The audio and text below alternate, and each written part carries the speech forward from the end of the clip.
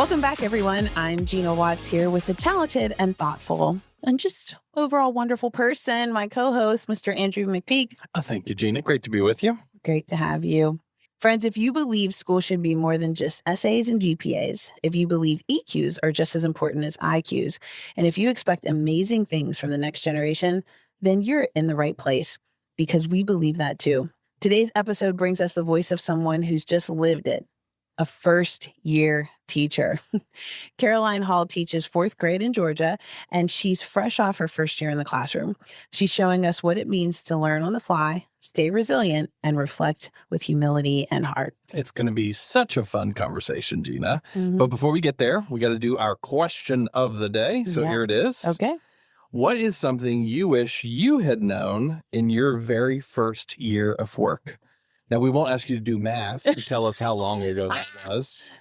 Shade. Hey, same for me. Yeah, I think so many things. I think, okay, so my first job ever, I was working at a grocery store, family grocery store in Hawkwood, Pennsylvania, Adrian's Market.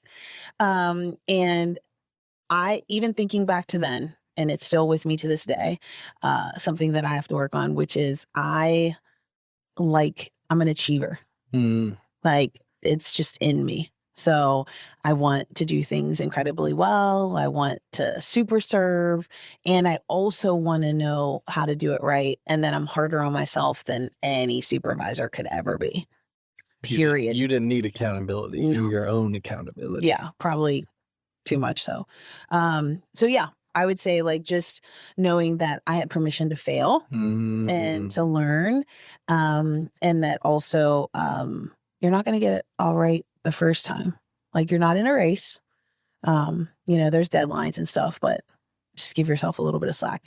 And I was fortunate. I mean, it was a family-run grocery store, and they loved me, and I still am in community with them to this day. But fun. Yeah, I just did that to myself.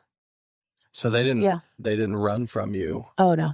Just because they knew early Gina. You know what?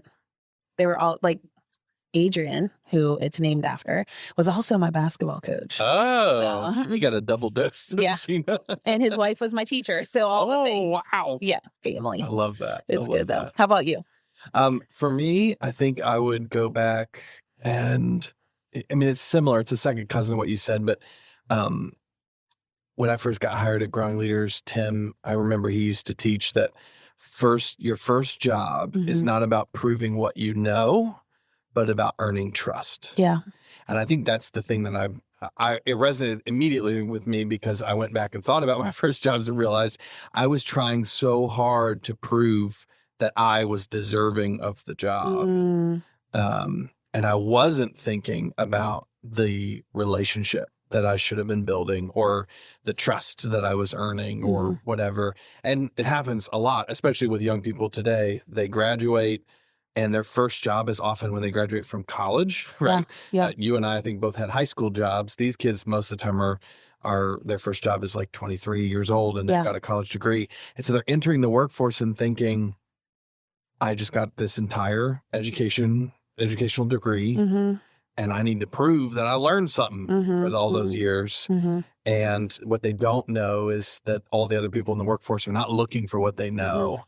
They're looking for them to play their part. Yeah. And it's a totally different perspective. And I think that stops up a lot of young people. So it does. That's what I'm thinking about.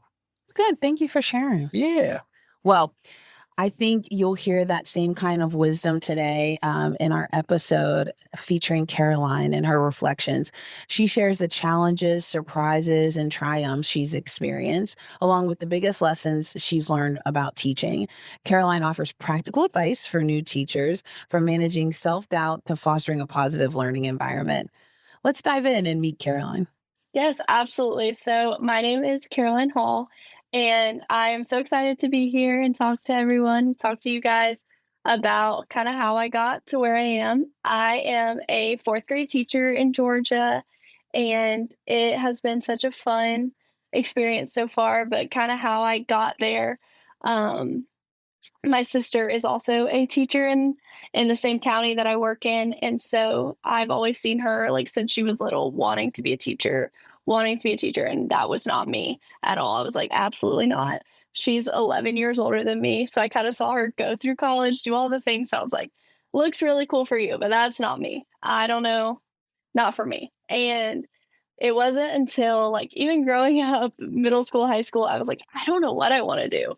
Like, I don't know what it is, where I'm going, but we're just going to figure it out.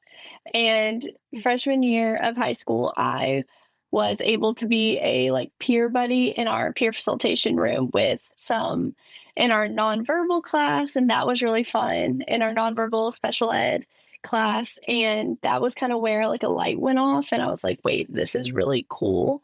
And this is really fun. And I had a teacher kind of pouring into me and just like mentoring me in a sense of like, this is something you're really good at. Have you ever considered teaching special ed? Like, have you ever? And I was like, I was always like an average kid at school, never really was really good at anything when it came to school.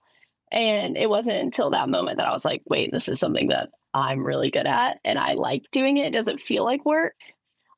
Just kind of making those connections with students. And so that's kind of how I got in this journey. And then now it's my first year teaching and I'm teaching fourth graders. Gina, I love hearing how Caroline found her way into the classroom. And did you catch what sparked it? It wasn't a major. It wasn't a job board. It was just a teacher who noticed something in her and said it out loud, called it out. And isn't that so true for so many of us? It's like there was that teacher or that special person in our lives who called something out in us. That's so good. Well, it's that simple act, that naming someone's gift, that can change a person's direction entirely. Caroline's teacher didn't just encourage her. She gave her a vision for who she could become. Well, and now here she is, just finished her first year, already making an impact on her own. So we asked Caroline to tell us a little more about that and what that moment felt like and how it shaped her decision.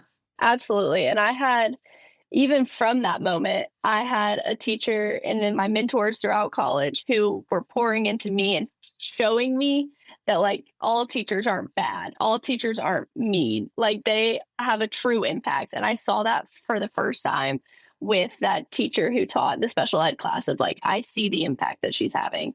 I see the impact that she's having on these kids and I want that. And that was something that really stuck with me. And then to be like, oh, well, she's telling me I'm good at this and I see that she's so good at this. It carried weight for me. And I think that that's where it was a jumping off point of something that I was interested in. Wow, isn't that just incredible? Yes. Caroline started out thinking teaching? Definitely not for me. I told Caroline this anyway. Like I kind of reflect that same. I resemble that. Yeah. I was like, my mom, my brother, teachers, not happening. And then what did I go? I went and became an educator. Anyways, a teacher sees something in her, speaks it out loud, and then her whole life shifts. Yeah. Yeah. It's such a great reminder to me that the voices around us matter. They carry so much weight in our lives, especially the ones who see potential in us before we see it in ourselves. Yeah. So I love how Caroline said it carried weight. I love that phrase. It carried weight because when someone you admire tells you you've got what it takes, you do this crazy thing where you start to believe it too, right? Their belief becomes your belief. And even though she's early in her career, Caroline's already reflecting on what makes this work meaningful. So we asked her, what's been rewarding in this first year of teaching? And here's what Caroline had to say. Yeah. So one way I've always described my classroom to my coworkers, to people observing me, of like, it is controlled chaos. It is, I know what's going on. It's all in control. But to other people, it is chaotic and it is a lot. And I love it. And that's where I work best. But a lot of my coworkers are like, how do you function? How does things get done in here? And I'm like, no, it does. Like, and it's going well. But it's loud and it's so full of joy, but also so overwhelming and so stressful all at the same time. So you have 25 emotions every single day. Like every day is a different journey.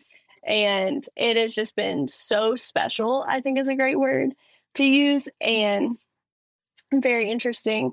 And I think one of the most rewarding things is, so the school that I work at is a Title I school. So it has some low income families. So families that come from a lot of, just a lot of struggle. There's a lot of trauma in a lot of my students' lives that really impacts the way that they learn, impacts the way that they act, a lot of the behavior. So I've seen that firsthand. But one of the times that was the most rewarding in my career so far was it was my birthday, and a lot of my kids were bringing in presents and like cars and making all of these things. And I had one little girl, and she came up to me and she was so excited. And she had cut out a coffee mate coupon for me, and it was like a creamer coupon. And she said, I know that you love coffee. And I was like, I just had to give this to you. She was like, I took it off the counter because I knew that I had to give it to you. Like, I want you to have this. And she was so overjoyed to give it to me.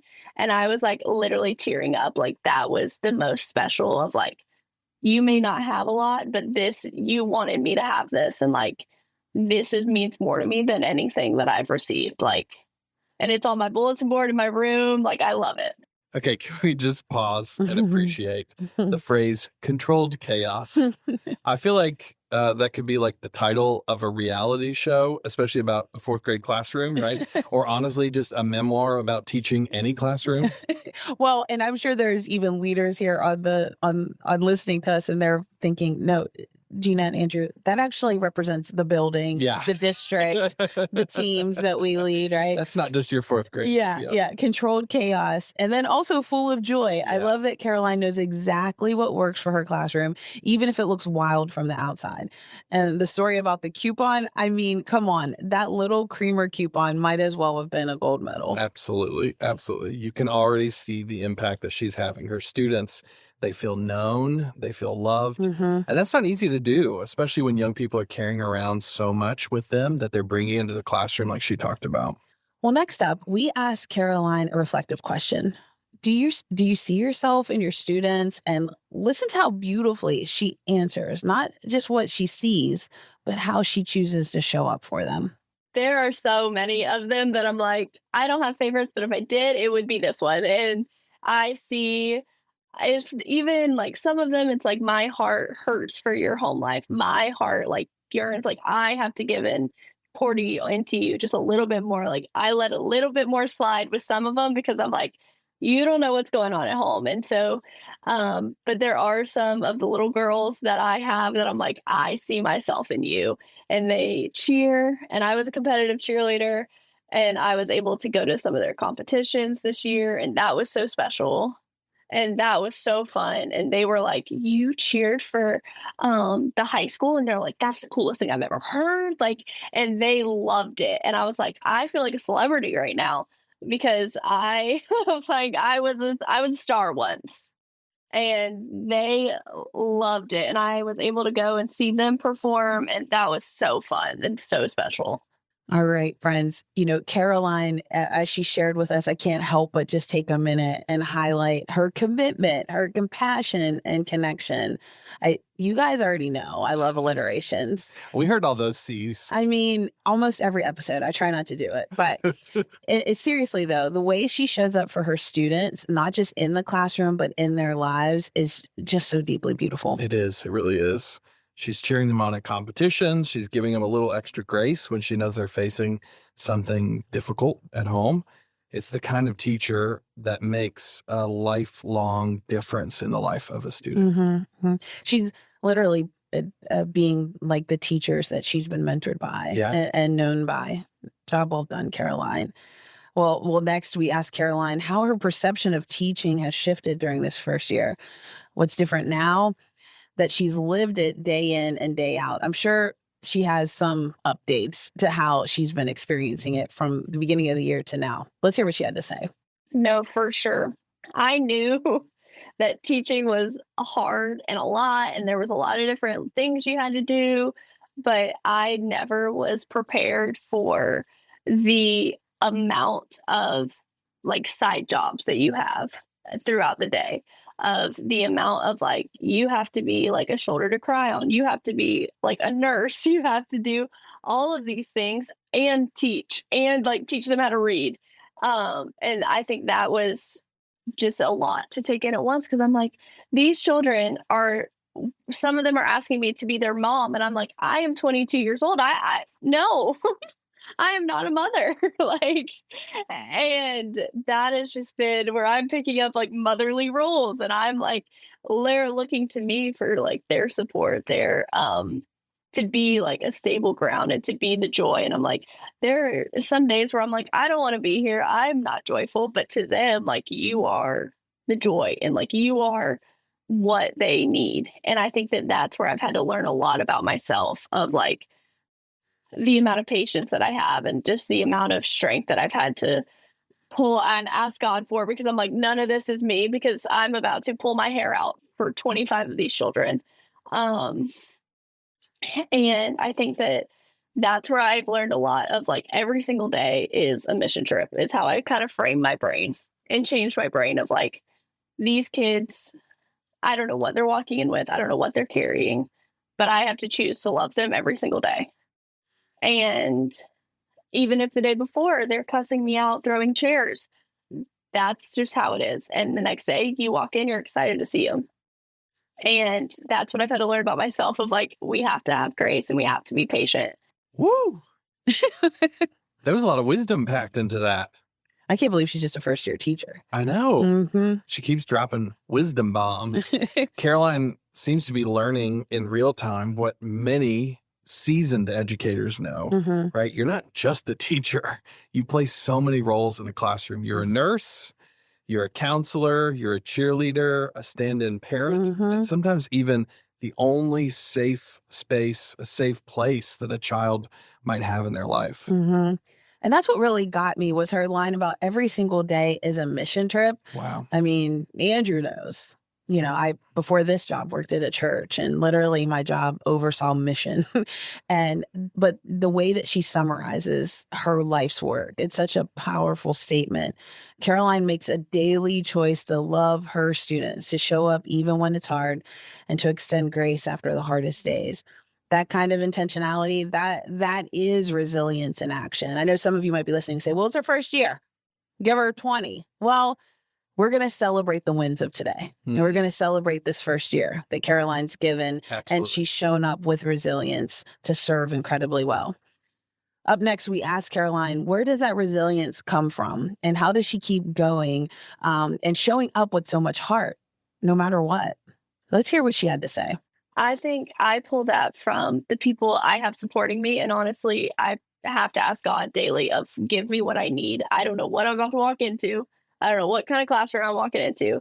And the people around me, of experienced teachers, my family, my friends, of like, they're walking through it too in the education, and that are just graduated with us. Like, we are all kind of walking through the trenches of, everyone's in it and everyone's experiencing it in a different way. Some people just show it more than others. And I think that that's what's really helpful to remember, of everyone is struggling. Every first, second, third year teacher, even 20-year-old teachers, are struggling in some type of way. Some just are showing it a little bit better than others. And some are just very outward and are asking for help. And that's where you can grow from that. And just daily, of just finding those little joys of, oh, I had a great cup of coffee this morning. And that's it. And you're like, this is a kid smile. They smile when they walk in, and you're the light for them. And that's what I have to remember of the days that I don't want to be there. And then I have a kid running down the hallway to hug me in 4th grade. And I'm like, that was worth it. I'm here because they're worth it. I just love Caroline's honesty here. You know, teaching is hard, and it can feel isolating and overwhelming and exhausting. But Caroline's found grounding in faith and in friendship and in the small joys, like a hot cup of coffee, a hallway hug, and even a student smile. Yeah. And that line that she said, I'm here because they're worth it. Mm-hmm. Like, that's the heart of resilience. That's the heart of what it means to be a teacher. Yeah. It's not about pushing through everything perfectly. Mm-hmm. It's about remembering why you show up, even when it's tough. Well, and the part of showing up is learning how to take care of yourself too. So next, Caroline, we asked her what she's learned this year about self-care and finding some harmony in the middle of it all. Yeah, because my first second quarter, I was burning the candle on both ends. I would get to school at 6:30 and I don't have to be there till 7, and I would leave at 3:30, or I would leave at 5:30, 6, and I could leave at 3:30. And so I have put those boundaries in place for myself because the to-do list is always going to be there tomorrow. And that's one of the hardest things I've had to learn of your teacher's to-do list is never done. And it's never complete, and it just always is growing. It never gets done. And I think that's been really hard to like accept, and like, you're not going to check all the boxes today, and that's okay. But I've put those boundaries in place of I get to school at 7, I leave at 3:30. Those are my contract hours. Those are the hours I'm going to be there. And anything else can wait.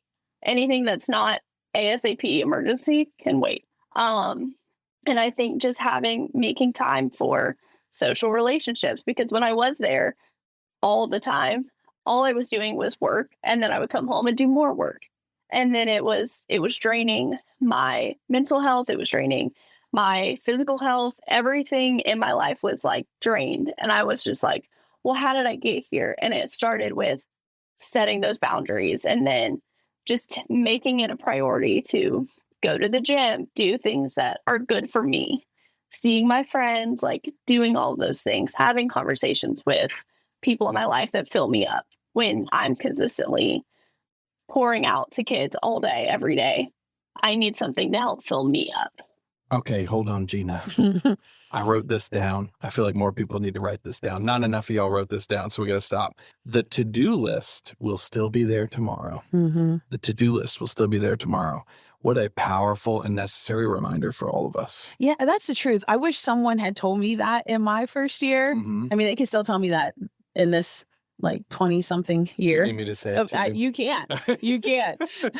Caroline's learning something early that many of us take way too long to figure out. You know, we are more than our jobs. Our boundaries matter. Rest matters. Life outside of work, it really matters. Yeah. It matters that we're a whole person. Yeah. And she also reminds us that we need people in our corner, right? Mm-hmm.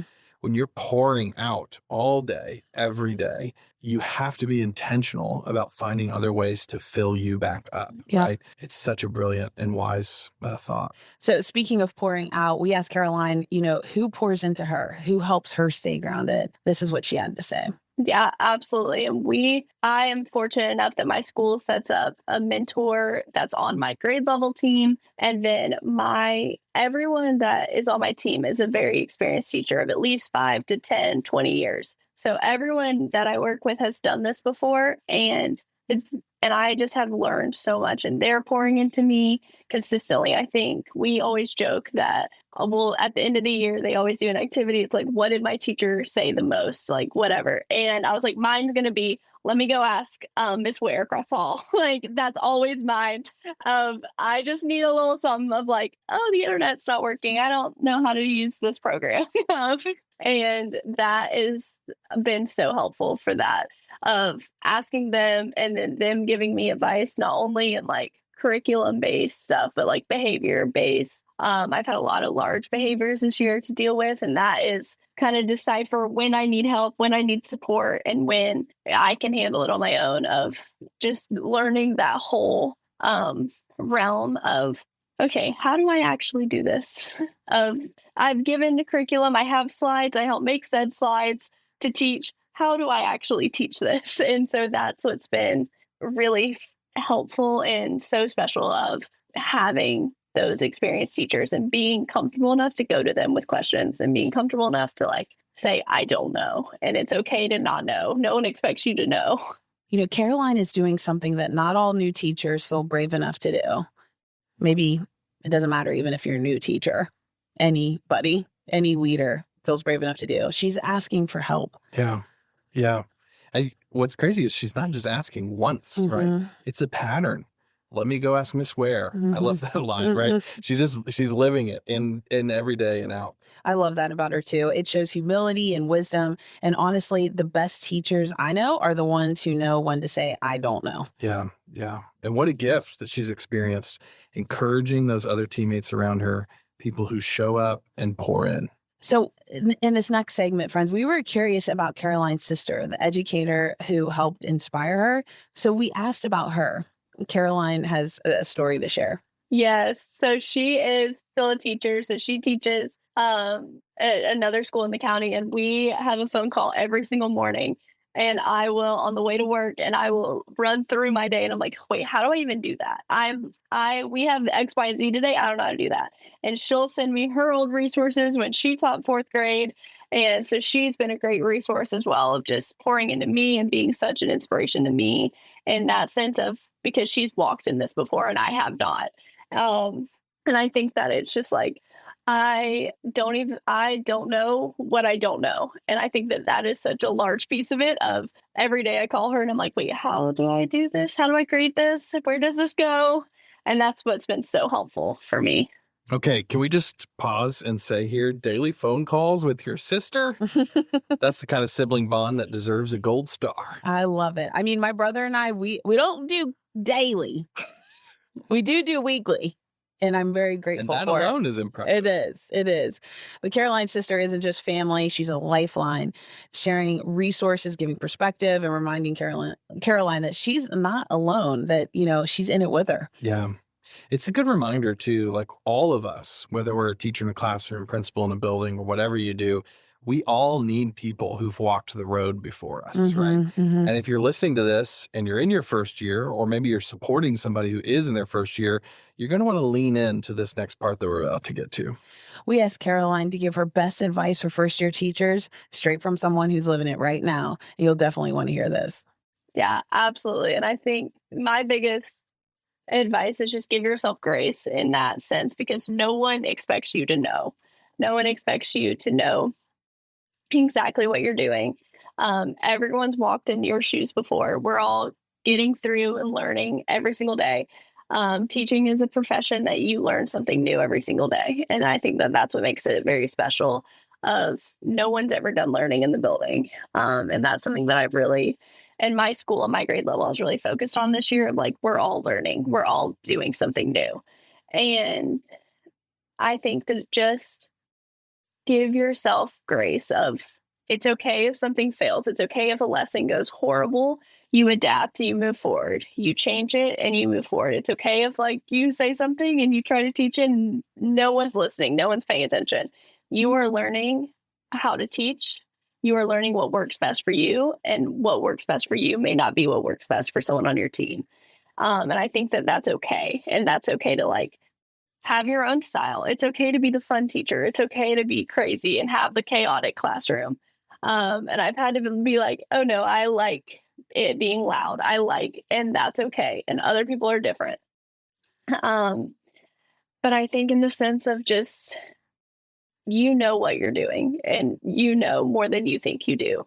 Of you just went to school for all of this. I always have to remind myself of, I just went to school for all of this. I just did all of this. I know what I'm doing.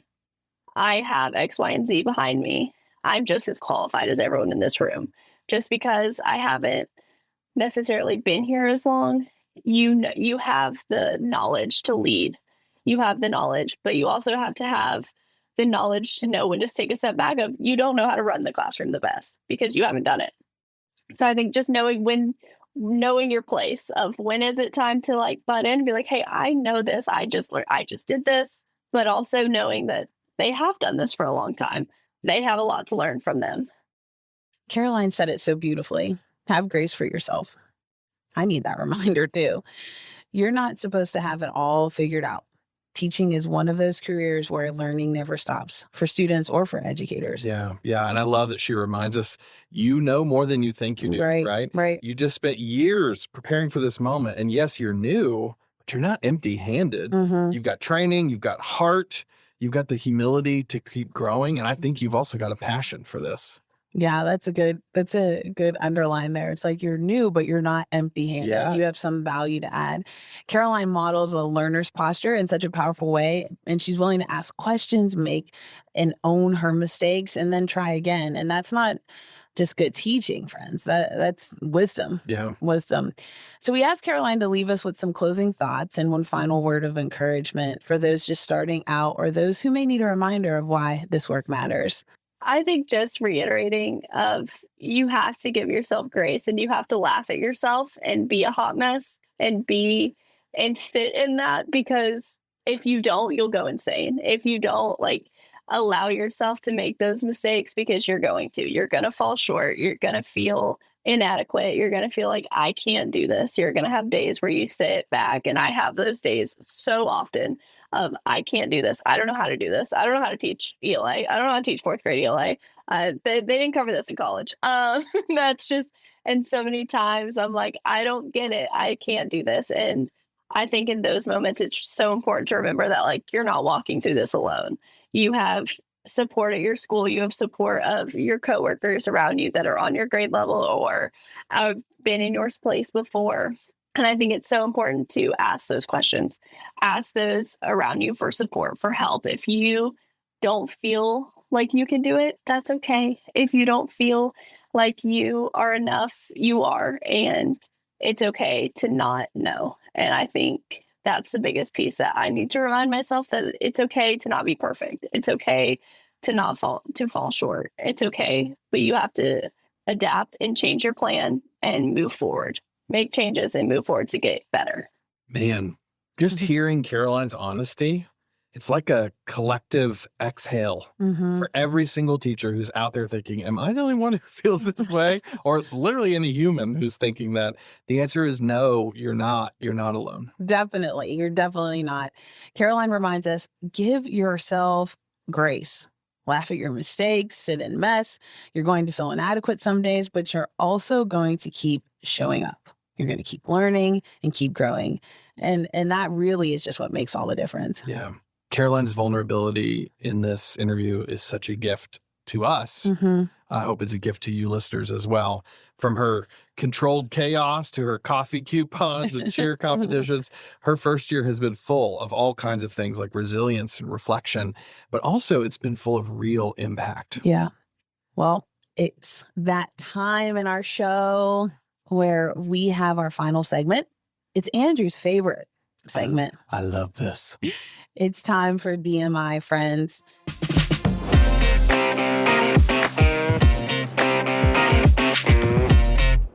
DMI is one of our favorite parts in the show, and it stands for Don't Miss It. Andrew and I will each highlight something from today's episode that we don't think you should miss. So, do you want to kick us off? I gotta go back. Okay. To the moment. I know, Gina. I feel like I know what you're going to say. I don't tear up very often. Oh, what? But when she told that story about her student giving her the coffee mate coupon, that got me a little bit. Yeah, a little bit choked up. Because one, you've got just the raw innocence of the moment, you know, of this girl handing this gift to her. But it was the heart behind it of the thought that she had put into it. Oh, I know you like this, therefore I. She went out of her way, cut this out, bring it to but also the joy of the gift and how innocent it was is just beautiful. And the reason I keep coming back to it is like so much of this season, Gina, we've been talking or are talking about what it takes to be a resilient leader, right? To stay mentally tough in the middle of a very difficult job. And right here, her very first year, in fact, just a couple months into her experience as a teacher, she has had a story, a moment that I think is powerful enough that it could stick with her for her entire career. And when it comes down to what does it take to become a resilient educator, I think it comes down to how many of those kinds of moments can you keep in your back pocket?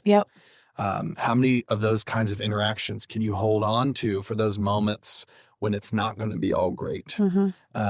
She's got a powerful story there, a reminder of this is why I do it, right? For that innocence, that purity, that kindness, that joy, that smile that was on the little girl's face as she thought, I just did something so cool for my teacher. You know? I'll remember that forever. You know, as you were talking, it reminds me of, and I'm sure this for you too, of the probably dozens, if not, we're starting to get close to 100 interviews that we've done probably over our careers with educators, with leaders.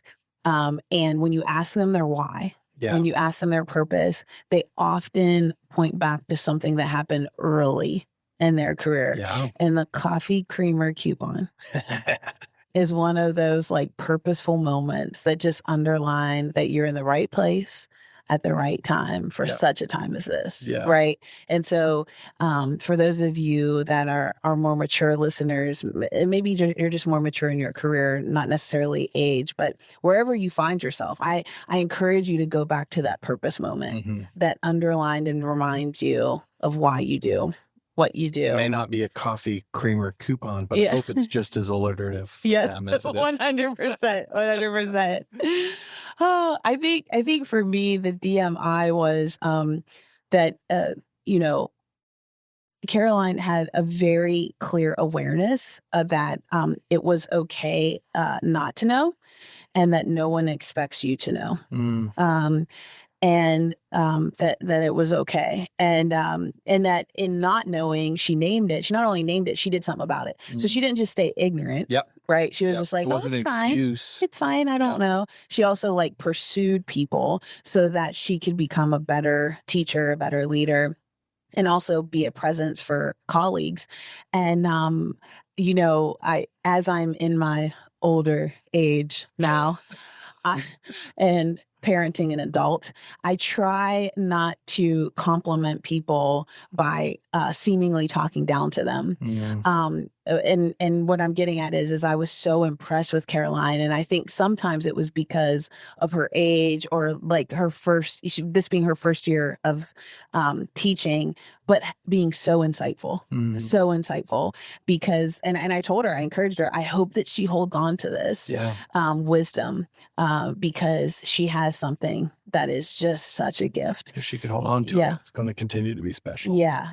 But as she's even hearing this episode, I hope she knows how much we appreciate her and value her, and that we learned a lot from her, even though it was her first year. Yeah. It was brilliant. Yeah. I love that we did this. It was a little bit different. Yeah. But to me, I think there's a lot of perhaps listeners who are in that 23rd or 48th or whatever year in their education, and they needed to hear from somebody who's in their first year and hear how excited they were and how fresh everything felt, and remind yourself of why you started off in this for the first place. And maybe make space in your calendar to learn from the new ones on the block. Go find a first year. Yeah. I love that. Well, friends, that wraps up this episode. Thank you for joining us today on the School on a Mission podcast. But before you hit skip and go on to your next podcast, we've got a little challenge for you. We'd like you to grab a pen, a notebook, or a sticky note, or maybe even the back of your hand and write down one action that you're going to take this week. Maybe it's something you're going to do, something you are going to investigate, something to read more about, or a person you want to meet with. Maybe it's a first-year person. Do you got it? Perfect. Now DM us with your action step. We can't wait to see what awesome things you're up to. Until next time, stay curious, stay bold, and keep leading your school on a mission.